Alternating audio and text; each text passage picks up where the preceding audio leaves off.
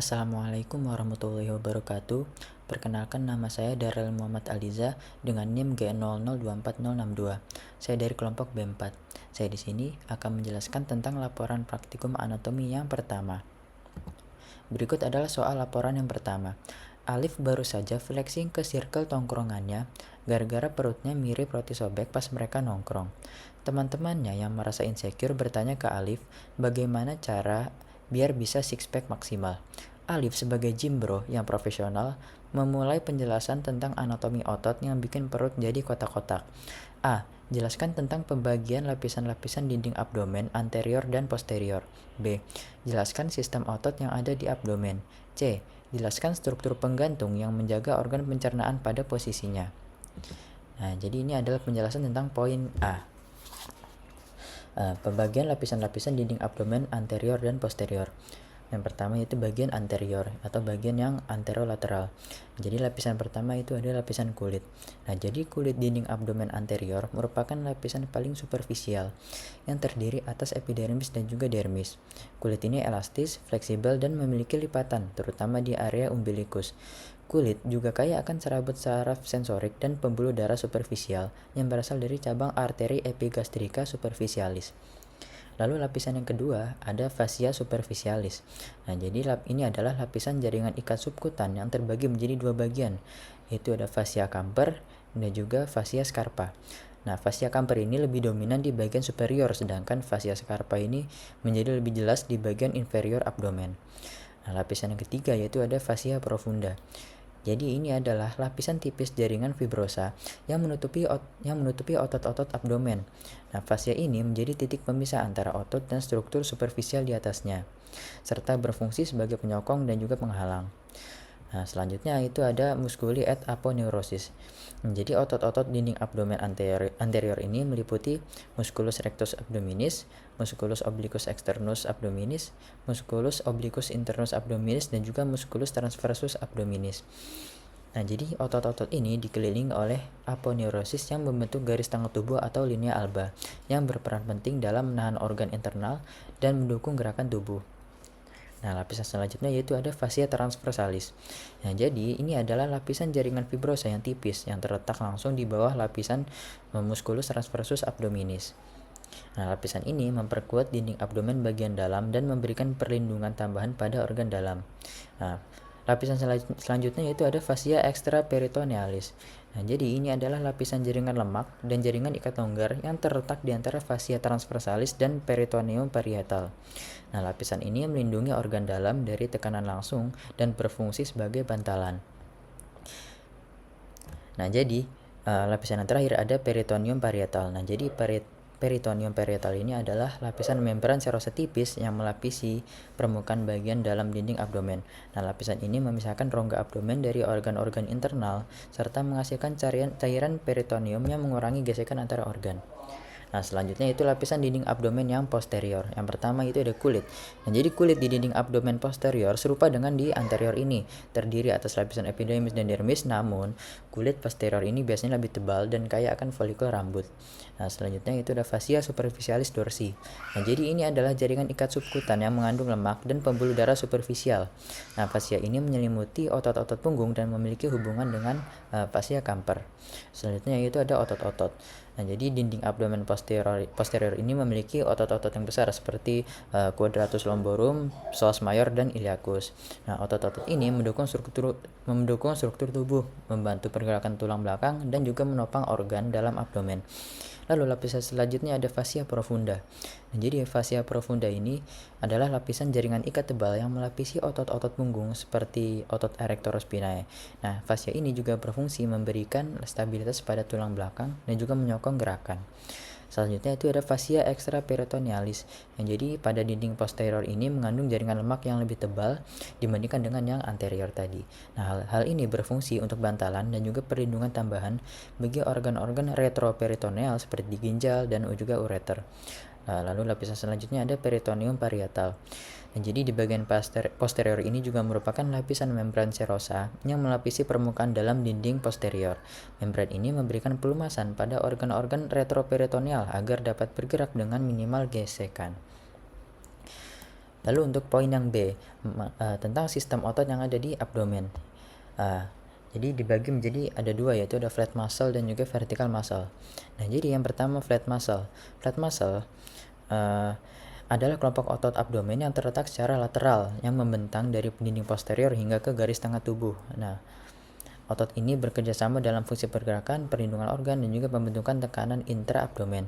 Yaitu ada yang pertama ada musculus obliquus externus abdominis, yang kedua ada musculus obliquus internus abdominis, yang ketiga ada musculus transversus abdominis. Lalu selanjutnya ada vertical muscle. Nah, jadi vertical muscle adalah otot yang terletak secara medial pada dinding abdomen dan terorientasi secara vertikal. Nah, otot ini berperan dalam gerakan fleksi batang tubuh dan pembentukan dinding anterior abdomen. Yaitu yang pertama ada musculus rectus abdominis dan juga ada musculus pyramidalis. Lalu untuk poin yang C, struktur penggantung yang menjaga organ pencernaan pada posisinya. Nah, jadi struktur penggantung ini adalah berbagai jaringan ikat dan ligamen yang menjaga posisi organ-organ pencernaan di dalam rongga abdomen, yang memastikan organ tetap stabil meskipun ada gerakan tubuh. Struktur ini juga memungkinkan suplai darah, saraf, dan drainase limfatik mencapai organ-organ tersebut. Yang pertama itu ada mesenterium. Jadi mesenterium ini adalah lipatan peritoneum ganda yang menghubungkan usus halus, jejunum dan ileum ke dinding posterior abdomen. Nah, struktur ini berisi pembuluh darah, mesenterika superior, limfatik, dan juga saraf yang mensuplai usus. Lalu yang kedua ada omentum. Omentum dibagi dua lagi, yaitu ada omentum maius dan minus.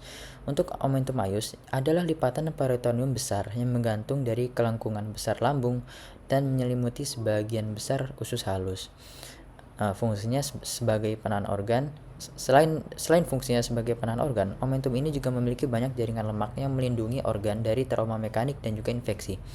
Nah, lalu ada omentum minus. Nah, jadi omentum minus ini menghubungkan kelengkungan kecil lambung dan duodenum ke hati. Lalu yang ketiga ada ligamen peritoneal. Nah, jadi ligamen adalah lipatan peritoneum yang menghubungkan organ-organ tertentu ke dinding abdomen atau organ lain. Nah, beberapa ligamen penting diantaranya ada ligamentum falciform, ligamentum hepatogastricum, lalu ada ligamentum gastrosplenicum, lalu ada ligamentum splenorenal. Lalu yang keempat ada mesokolon. Nah, mesokolon adalah lipatan peritoneum yang menggantungkan bagian-bagian kolon ke dinding posterior abdomen. Lalu yang kelima ada fascia retroperitoneal. Jadi organ-organ retroperitoneal seperti pankreas, ginjal, dan juga duodenum, pars kedua tidak tergantung oleh mesenterium tetapi ditahan oleh jaringan ikat di dinding posterior abdomen. Lalu yang terakhir ada peritoneum parietal dan visceral. Peritoneum parietal ini melapisi dinding dalam rongga abdomen, sedangkan untuk peritoneum visceral itu melapisi permukaan organ-organ. Nah, keduanya bekerja sama dengan struktur penggantung untuk memastikan organ tetap berada pada posisi anatomi. Selanjutnya saya akan menjelaskan mengenai laporan praktikum anatomi yang kedua. Berikut adalah soal laporan yang kedua. Randy adalah seorang mahasiswa yang sangat gemar menghadiri acara makan bersama, terutama di restoran dengan konsep all you can eat.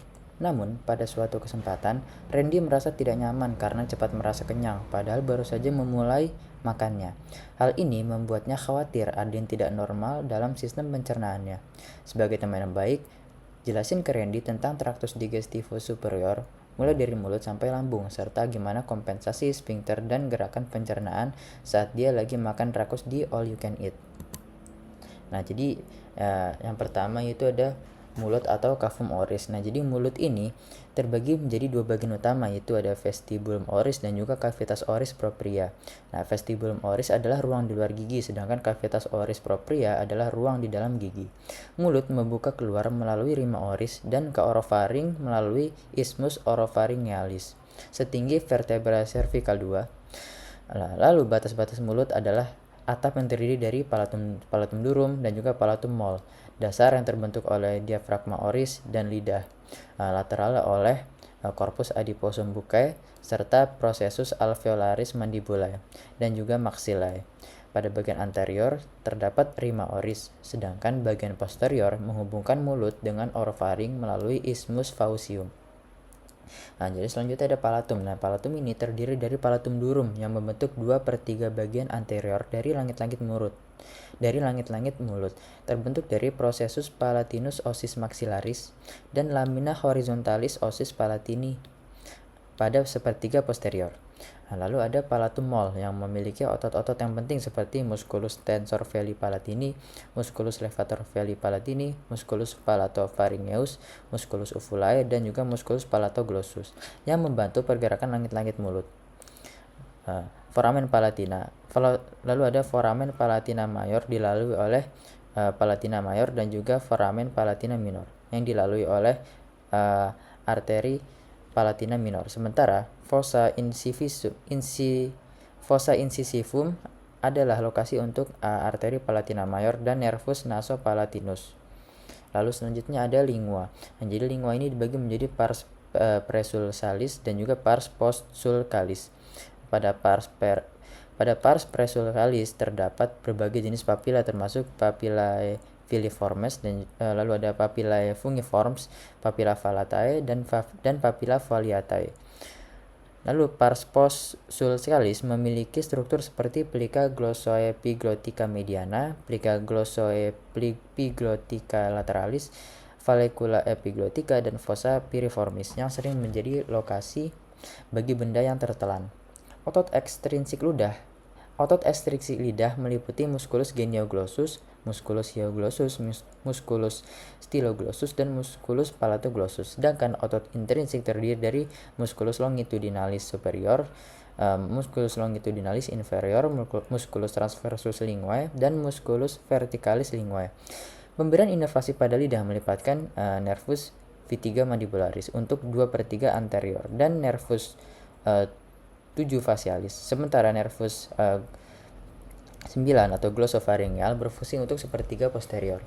Arteri utama adalah arteri lingualis dan arteri facialis, sementara vena utama adalah vena lingualis dorsalis dan juga vena profunda lingualis. Lalu selanjutnya ada orofaring. Nah, jadi orofaring ini terletak di antara vertebra cervical 2 hingga 3 dan berfungsi sebagai saluran penghubung antara cavum oris dan bagian bawah faring. Bagian ini berhubungan dengan cavum oris melalui isthmus faucium. Pada daerah isthmus faucium terdapat lingkaran jaringan limfoid yang disebut annulus Waldeyer yang terdiri dari tonsilla pharyngealis di bagian kranial, tonsilla palatina di bagian lateral, tonsilla lingualis di bagian kaudal, dan tonsilla tubal. Orofaring juga berperan dalam proses menelan dan melindungi saluran pernapasan dengan mekanisme imunologis. Lalu organ selanjutnya ada esofagus. Nah, jadi esofagus adalah saluran panjang yang menghubungkan faring dengan lambung yang terdiri dari 3 bagian, yaitu ada pars cervicalis VC6 sampai VT1, lalu ada pars thoracalis VT1 sampai VT10, dan pars abdominalis VT10 sampai VT11.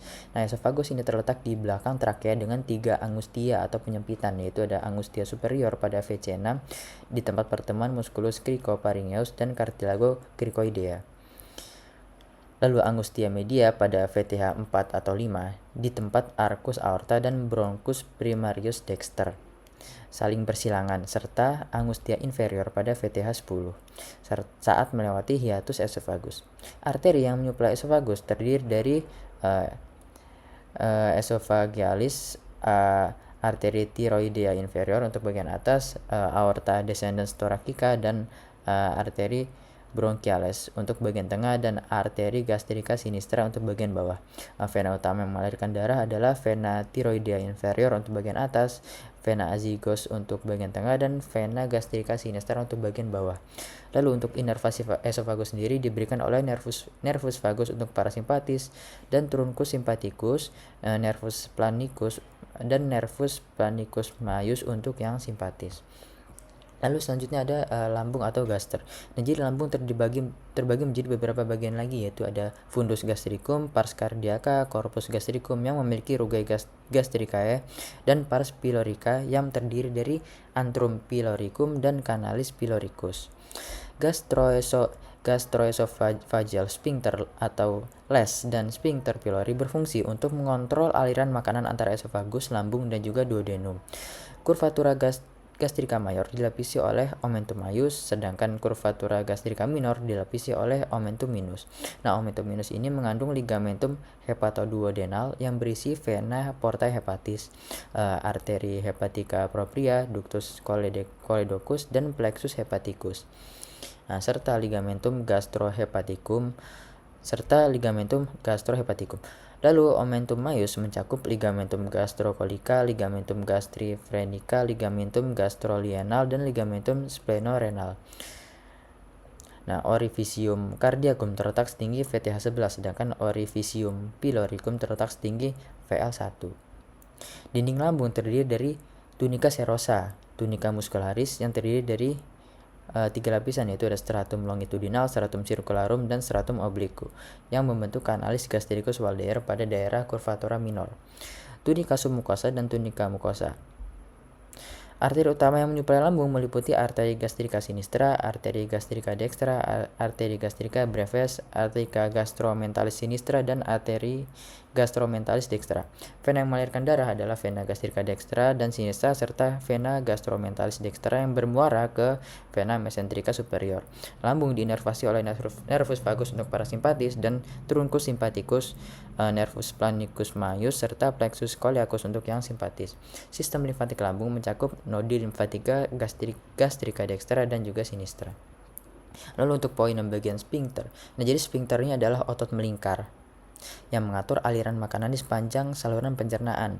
2 sphincter utama yang berperan saat makan adalah lower esophageal sphincter atau LES. Jadi saat makan rakus, sphincter ini sering membuka lebih sering atau lebih lama untuk mengizinkan makanan masuk dari kerongkongan ke lambung. Jika terlalu banyak tekanan di lambung akibat makan berlebihan, sphincter ini bisa melemah sementara, sehingga memungkinkan terjadinya reflux atau asam lambung naik ke kerongkongan. Lalu ada musculus sphincter pylori. Nah, jadi sphincter ini mengatur keluarnya makanan dari lambung ke usus halus. Seketika seorang makan banyak, lambung mungkin membutuhkan waktu yang lebih lama untuk mencerna makanan, sebelum sphincter ini membuka untuk mengirimkan sebagian makanan ke usus halus. Nah, jadi gerakan pencernaan ini ketika makanan masuk dalam jumlah besar, gerakan pencernaan bekerja lebih keras untuk mengolah makanan. Jadi ada peristalis di kerongkongan, jadi kontraksi otot di kerongkongan ini mendorong makanan menuju lambung dengan kecepatan yang lebih tinggi jika seseorang makan cepat dan juga banyak. Nah, lambung juga melakukan gerakan mencampur untuk mengaduk makanan dengan cairan lambung menjadi kimus. Semakin banyak makanan, gerakan ini menjadi lebih intens dan lambung bisa meregang hingga batas tertentu untuk menampung semuanya. Nah, jadi ketika makan dalam porsi besar, lambung membutuhkan waktu lebih lama untuk memecah makanan menjadi partikel kecil agar bisa diteruskan ke usus halus. Selanjutnya saya akan menjelaskan tentang laporan praktikum anatomi yang ketiga. Berikut adalah soal laporan yang ketiga. Andre, seorang mahasiswa tingkat akhir, merasa tidak nyaman setelah mengonsumsi makanan cepat saji selama sebulan penuh karena kesibukan menyelesaikan skripsi. Ia sering mengalami perut kembung, rasa tidak nyaman di bagian bawah perut, dan gangguan buang air besar. Dalam obrolan ringan di kampus, Andre mengeluh kepada Anda. Sebagai teman yang baik, jelaskan kepada Andre tentang traktus digestivus inferior. A. Jelaskan tentang perbedaan jejunum dan ileum. B. Jelaskan struktur bangunan di kolon. C. Jelaskan struktur anatomi yang berhubungan dengan pengeluaran feses. Berikut adalah penjelasan yang A. Perbedaan jejunum dan ileum. Yang pertama itu perbedaan dari lokasi dan juga panjangnya. Nah, jejunum ini terletak di bagian tengah usus halus, dimulai setelah duodenum dan berakhir di ileum. Panjang jejunum ini sekitar 2,5 meter, lebih pendek dibandingkan ileum yang mencapai sekitar 3,5 meter dan merupakan segmen terakhir sebelum bergabung dengan cecum di ileocecal valve. Lalu yang kedua, perbedaan dari diameter dan dinding ususnya. Diameter lumen jejunum ini lebih besar dibandingkan ileum. Dinding jejunum ini lebih tebal karena memiliki lapisan otot yang lebih kuat. Sebaliknya, ileum memiliki diameter yang lebih kecil dan dindingnya lebih tipis. Lalu perbedaan dari lipatan mukosanya. Jejunum ini memiliki plica circularis yang lebih banyak, lebih besar, dan lebih menonjol, sehingga meningkatkan luas permukaan untuk penyerapan nutrisi. Pada ileum, plica circularis ini menjadi lebih sedikit, lebih kecil, dan akhirnya hampir tidak ada di bagian terminal ileum. Lalu untuk vaskularisasinya. Nah, jejunum ini memiliki vaskularisasi yang lebih kaya dengan pembuluh darah yang lebih sedikit tapi bercabang panjang. Sebaliknya, ileum memiliki arkade arteri yang lebih banyak dan bercabang pendek, mencerminkan kebutuhan vaskular yang berbeda. Lalu perbedaan yang kelima yaitu dari lemak mesenteriumnya. Nah, mesenterium jejunum ini relatif memiliki lebih sedikit lemak dibandingkan ileum. Pada ileum, lemak mesenterium ini lebih banyak dan sering menutupi pembuluh darah, memberikan penampakan yang lebih padat. Lalu perbedaan dari Peyer's patch-nya. Nah, jadi Peyer's patch yang merupakan agregasi jaringan limfoid lebih dominan dan besar pada ileum untuk fungsi imunologis. Nah, jejunum memiliki lebih sedikit jaringan limfoid ini. Nah, perbedaan dari fungsi utamanya. Nah, jejunum ini berperan utama dalam penyerapan nutrisi seperti karbohidrat, protein, dan juga lemak. Ileum lebih bertanggung jawab untuk penyerapan vitamin B12, garam empedu, dan sisa nutrisi yang belum terserap di jejunum. Lalu perbedaan dari warna dan penampilan. Jejunum cenderung memiliki warna merah muda yang lebih cerah karena vaskularisasi yang kaya. Ileum karena suplai darah yang relatif lebih rendah memiliki warna yang lebih pucat. Nah, perbedaan dari mikroskopisnya. Jadi secara mikroskopis, jejunumnya memiliki villi yang lebih panjang dan lebih padat, sedangkan villi ileum lebih pendek dan jarang. Nah, goblet cell juga lebih banyak pada ileum, mencerminkan perannya dalam melindungi mukosa terhadap sisa-sisa yang lebih keras. Nah, berikut adalah poin yang B, tentang struktur bangunan di kolon.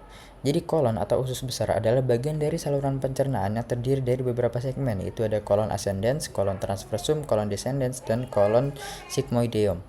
Yang pertama ada kolon ascendens. Nah, kolon ascendens adalah segmen pertama dari kolon, memanjang dari cecum hingga ke flexura coli dextra. Nah, posisinya terletak di sisi kanan abdomen, retroperitoneal. Lalu fungsinya itu untuk menyerap air dan elektrolit dari kaim yang datang dari ileum. Nah, vaskularisasinya ini disuplai oleh cabang arteri colica dextra dari arteri mesenterica superior. Nah, venanya yang menyertai adalah vena colica dextra yang bermuara ke vena mesenterica superior. Nah, jadi kolon ascendens ini dinervasi parasimpatisnya oleh nervus vagus dan simpatisnya oleh plexus mesentericus superior. Lalu yang kedua ada kolon transversum. Nah, kolon transversum ini membentang dari flexura coli dextra hingga ke flexura coli sinistra di bawah limpa. Posisinya itu intraperitoneal dan didukung oleh mesokolon transversum. Ciri khususnya, flexura linealis ini lebih tinggi dibanding flexura hepatica karena tekanan dari diafragma. Lalu fungsinya yaitu untuk melanjutkan proses penyerapan air dan elektrolit serta memindahkan sisa makanan ke bagian berikutnya.